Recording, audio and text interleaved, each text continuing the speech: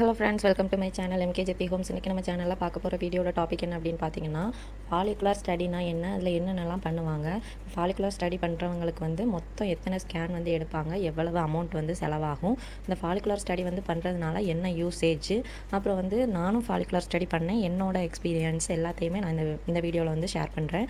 So நீங்கள் வீடியோவை skip பண்ணாமல் பாருங்கள். அதுக்கு முன்னாடி இது வரைக்கும் நம்ம எம்கேஜேபி ஹோம்ஸ் நீங்கள் இன்னும் சப்ஸ்கிரைப் பண்ணாமல் பார்த்துட்டீங்க அப்படின்னா மறக்காமல் சப்ஸ்கிரைப் பண்ணிக்கோங்க. பெல் ஐக்கானை கிளிக் பண்ணி ஆளுங்கிற ஆப்ஷனை கிளிக் பண்ணி வச்சுக்கோங்க. அப்போ தான் நான் போடுற வீடியோ உடனுக்குடன் நோட்டிஃபிகேஷனாக உங்களுக்கு வரும். இப்போ வாங்க நம்ம வீடியோக்குள்ளே போகலாம். ஸோ வந்து நம்மளுக்கு வந்து ஃபாலிகுலர் ஸ்டடி அப்படின்னா என்ன அப்படின்னு பார்த்தீங்கன்னா, நம்மளுக்கு வந்து இந்த நம்மளோட ப்ரெக்னென்சிக்கு ரொம்ப இம்பார்ட்டன்ட் வந்து அந்த கருமுட்டையும் அந்த ஸ்பேமும் வந்து மீட் ஆகிற ஒரு மொமெண்ட் தான். ஸோ அப்படி அது வந்து கரெக்டாக போய் அந்த ஸ்பேம் வந்து அந்த கருமுட்டையை வந்து ரீச் ஆயிடுச்சு அப்படின்னா நம்மளுக்கு வந்து அது நெக்ஸ்ட்டு ப்ரொசீஜராக ஒரு பேபியாக வந்து ஃபார்ம் ஆக ஆரம்பிக்கும். அதுதான் வந்து அந்த கரு உருவாதல் அப்படின்னு வந்து சொல்லுவோம். ஸோ இதுக்கு வந்து ரொம்ப இம்பார்ட்டண்ட்டாக நம்ம தேவைப்படுற ஒரு விஷயம் இந்த கருமுட்டை. ஸோ வந்து இது வந்து எல்லா விமன்ஸ்க்குமே வந்து ஒவ்வொரு மந்த்லி 2 இல்லாட்டி 3 கூட ரிலீஸ் ஆகலாம். ஒன்றில் வந்து ரைட் சைடு ரிலீஸ் ஆகலாம், இல்லை லெஃப்ட் சைடு ரிலீஸ் ஆகலாம்.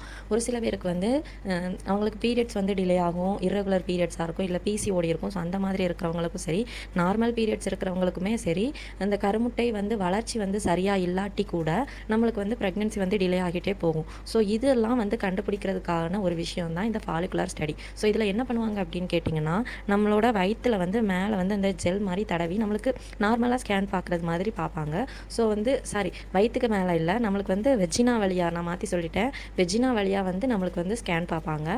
ஸோ வந்து நம்மளுக்கு வந்து கருமுட்டை வந்து ரிலீஸ் ஆகிருக்கா, வெளியே வந்திருக்கா, ஸோ அதோட ரேஞ்ச் என்ன அளவில் இருக்குது, ஸோ எத்தனாவது நாளையில் வந்து நம்மளுக்கு வந்து இந்த கருமுட்டை வந்து சைஸ் வந்து கரெக்டாக வந்திருக்கு, அப்புறம் வந்து அது வந்து கரெக்டாக வெடிச்சிருக்கா, இல்லை வந்து அது வந்து நீர்க்கட்டியாக வந்து ஃபார்ம் ஆகுதா, ஸோ இந்த மாதிரி டீட்டெயில்ஸ் எல்லாம் வந்து நம்மளுக்கு வந்து அந்த வெஜினல் ஸ்கேன் மூலமாக நம்மளுக்கு வந்து சொல்லுவாங்க. ஸோ இதுதான் வந்து இந்த ஃபாலிகுலர் ஸ்டடி.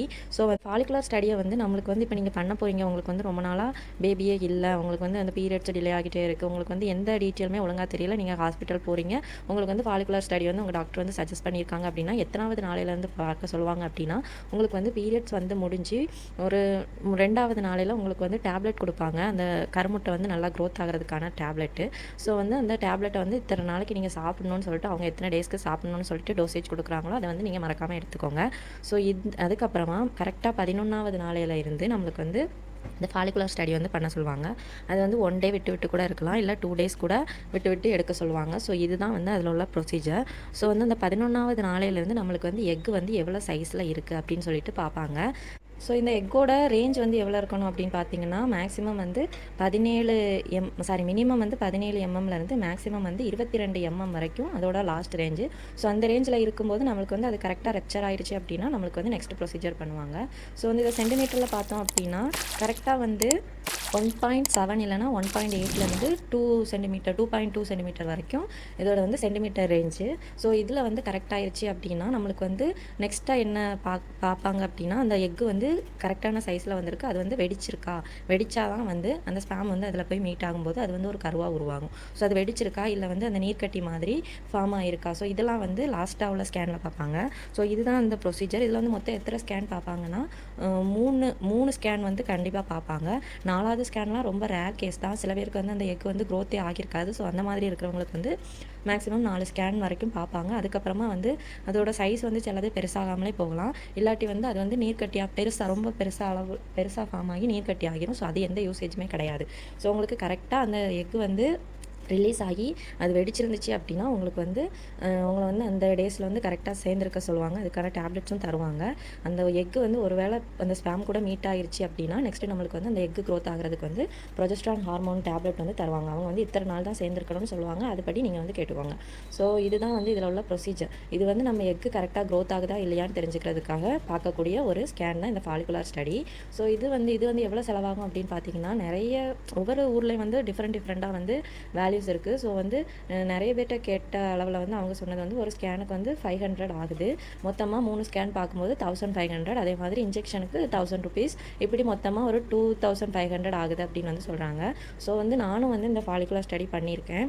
எனக்கு வந்து மொத்தம் 3 ஸ்கேன் பார்த்தாங்க. ஆனா நாங்க போன இடத்துல கொஞ்சம் ரேட்டு அதிகம். ஸோ ஒரு ஸ்கேனுக்கே வந்து 700, 750 அந்த மாதிரி டிஃப்ரெண்ட் வேரியேஷனில் தான் அவங்க வந்து சார்ஜ் பண்ணாங்க. அதே மாதிரி அந்த இன்ஜெக்ஷன் வந்து 600ன்னு நினைக்கிறேன். மேபி கரெக்டாக தெரியல. ஸோ எனக்கு வந்து மொத்தமா 3 ஸ்கேன் கரெக்டாக எடுத்திருந்தாங்க. 3வது ஸ்கேனில் வந்து எனக்கு வந்து எக் வந்து 22 இருந்துச்சு. அப்போ வந்து அதுக்கு அடுத்து ஒரு நாள் வந்து பார்க்கும்போது அந்த எக் வந்து ரெப்ச்சர் ஆகிருக்கு. ஒரு சைடு வந்து ரெப்ச்சர் ஆகிருக்கு, ரைட் சைடு வந்து ரெப்ச்சர் ஆகிருக்கு அப்படின்னு சொல்லி எனக்கு வந்து ஃபைனல் ரிப்போர்ட் வந்து கொடுத்து விட்டாங்க. ஸோ இங்கே வந்து ஹாஸ்பிட்டலில் நான் வந்து இன்ஜெக்ஷன் எடுத்தேன். ஆனால் வந்து எனக்கு வந்து அது சக்ஸஸ் ஆகலை.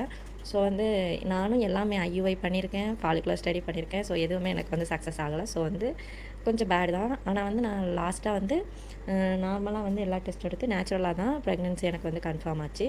ஸோ வந்து கொஞ்சம் லேட் ஆனாலும் ஒன்றும் ப்ராப்ளம் கிடையாது. ஆனால் வந்து நம்மளுக்கு வந்து ஸ்ட்ரெஸ் அதிகமாக இருக்கும். அது வந்து என்னை பொறுத்தளவில் ரொம்பவே உண்மை. அந்த ஒரு விஷயத்தினாலேயே நம்ம வந்து அதிகப்படியான ஸ்ட்ரெஸ்ஸை வந்து அனுபவிப்போம். ஏன்னா வந்து நம்மளுக்கு வந்து எல்லோரும் கேட்டு நம்மளுக்கு வந்து ரொம்ப டென்ஷன் ஆகிரும். ஸோ நானும் எத்தனையோ நாள் வந்து அழுது புலம்பி லாஸ்ட்டாக இப்போ ஒரு பேபியோடு இருக்கேன். ஸோ உங்களுக்கு வந்து ரொம்ப நாள் டிலே ஆகிட்டே போயிடுச்சு அப்படின்னா நீங்கள் வந்து கண்டிப்பாக ஸ்ட்ரெஸ் ஆகாதீங்க. என்னைக்காச்சும் ஒரு நாள் வந்து உங்களுக்கு வந்து ப்ரெக்னன்சி வந்து சக்ஸஸ் ஆகும். ஸோ இந்த வீடியோட டாபிக் வந்து உங்களுக்கு யூஸ்ஃபுல்லாக இருக்கும்னு நினைக்கிறேன். ஸோ இந்த வீடியோட டாபிக் உங்களுக்கு பிடிச்சிருந்துச்சு அப்படின்னா லைக் பண்ணுங்கள், ஷேர் பண்ணுங்கள், கமெண்ட் பண்ணுங்கள். ஏதாச்சும் டவுட் இருந்துச்சு அப்படின்னாலும் மறக்காமல் நம்ம கமெண்ட் செக்ஷனில் கமெண்ட் பண்ணுங்கள். MKJP ஹோம்ஸ் சப்ஸ்கிரைப் பண்ணி நம்ம சேனலுக்கு சப்போர்ட் பண்ணுங்கள். Thank you friends.